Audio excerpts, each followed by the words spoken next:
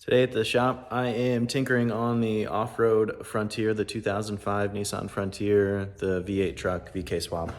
A couple of years ago, I'm going to touch on two things today.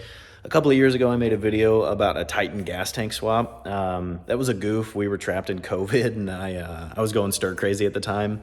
A couple of Frontier guys on the forums were talking about, if it could fit or if it couldn't. I had a tank sitting, so I'm like, hey, I'll just give it a try. It doesn't fit. I made it fit. I made it work. I had it for about 4-ish years, I think. It adds 7 gallons. The plugs all plug in as far as like the fuel pump, like all these plugs. So you're gonna have your feed, your bleed off for your emissions, and then the actual plug to run everything. That all plugged in from the 2004 Titan gas tank that I've got here, and this is my crappy cross member I made, but it worked. So those plugs there, those are all the same. They matched up. If you are a 4-door crew cab, is it crew cab? I think so. If you're a crew cab, this is just not going to work because I had to cut the bed quite a bit because the tank sits up very high. This is the stock cross member that I've got in here now. That's not welded in yet. It's just sitting in here. I'm going back to that. That wasn't really why I wanted to do this video. I just wanted to update you as far as like the Titan gas tank. It does work. I'm switching because it hangs just a little bit too low. After I put the Titan gas tank in, I essentially stopped taking my truck off-road except for like easy, light, fun trails. And I used it for a tow vehicle and a travel vehicle, which it worked beautifully for that, by the way. On 33s, on the V8, I think the largest, that was city driving, but I did get 430 miles to a single tank, which was right about 15 miles to the gallon, which wasn't too bad, but it was all city driving. But that really touches on everything I wanted to talk about with the Titan gas tank. You can do it. It sucks. I wouldn't do it. Not worth it. Put a 5-gallon gas can in the back of your truck. What I did was stupid. Please be better. The second thing that I wanted to talk about, and this is more of like a concern that I now see that I think could happen to others. And I kind of wanted to warn just anyone that is starting to get into the space, because some of these trucks are starting to get about 20 years or older now. So you're going to start seeing this on northern trucks that are off-roaded. But there is, and we're going to go over and look at it a little bit better soon, but there's a hole of rust right over here. And there's one forming right here. Yeah. And that is from the inside of the frame. And it looks like, we'll go around over here so I can get a better glimpse and I can show you better. But there's a ridge on the inside of that frame there, and it looks like it's perfect to collect moisture, dirt particles, off-roading, you name it. So this truck is a 2005.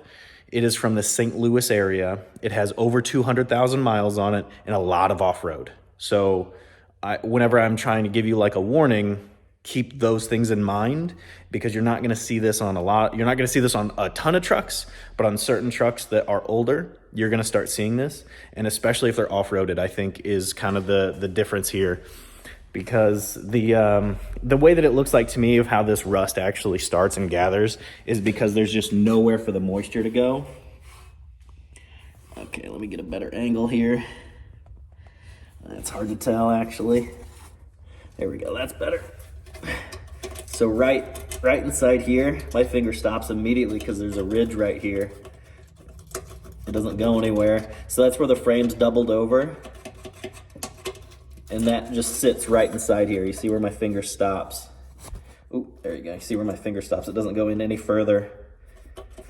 So I'm not trying to like Scotty. I don't know what the guy's thing is. I've never seen him. He garners a lot of attention for being like a psycho about like, warning, here's what you should do. These fucking cars suck. Like, that's not what I'm doing here. I'm just trying to let you guys know, especially people that are starting to get into the space, because these trucks are starting to become quite a bit cheaper.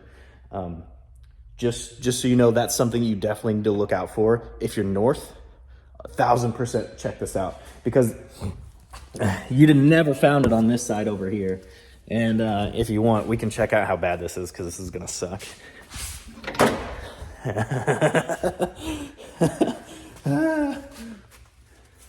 Let's see, can you see that right there?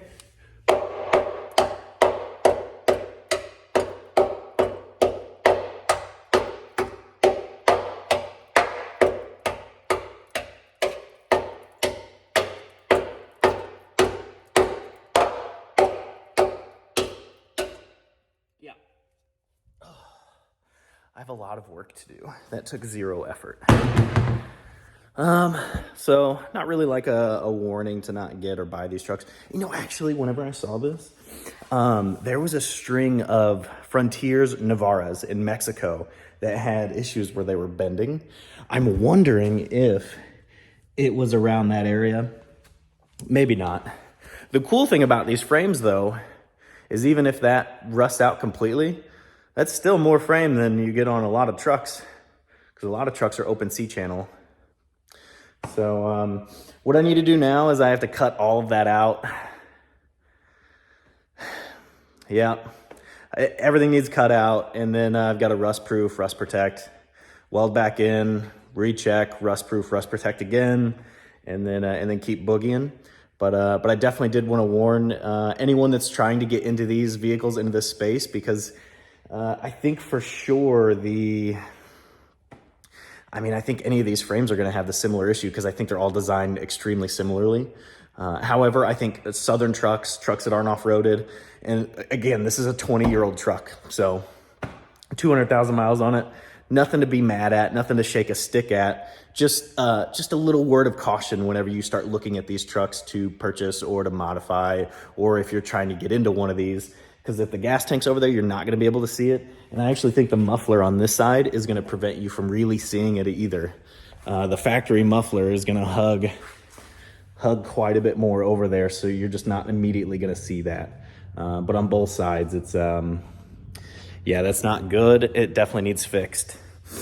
But I just wanted to kind of give you guys a little update on what I'm working with and what I'm doing. I wanted to update that gas tank just because I do get some questions about it every once in a while because of that video that I posted about it.